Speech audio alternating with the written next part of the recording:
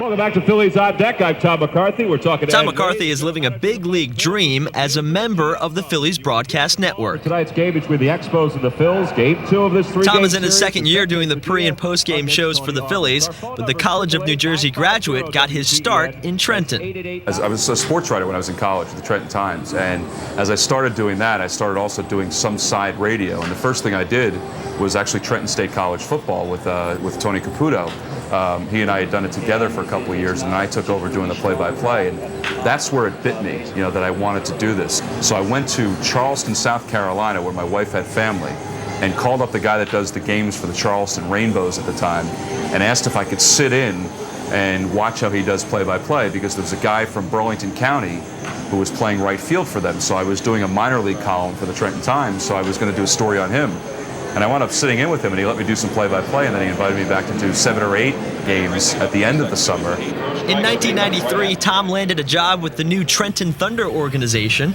Hired as the director of media relations, Tom also began doing the play-by-play for the Thunder games on the radio. That was the most unbelievable experience, as everybody in Mercer County knows. But to be there and do it was just absolutely incredible. Best place that I've ever worked, best owners that I've ever worked for, just incredible people. And that's really where everything sort of started to transform, I think.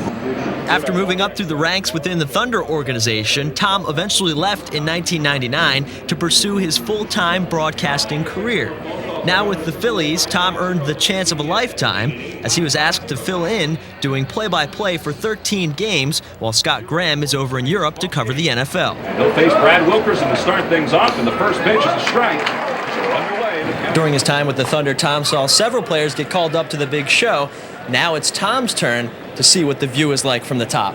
It's an unbelievable experience. I mean, it's something that, in the back of every kid's mind, I think they think about, when they are a kid, but you never realize that you can actually do it. And there's so many people that enable you to do it that as you go along in your career, you're like, all right, well, maybe I can accomplish this. And, with the support of everybody around you, it's possible. And that's the unbelievable part of it.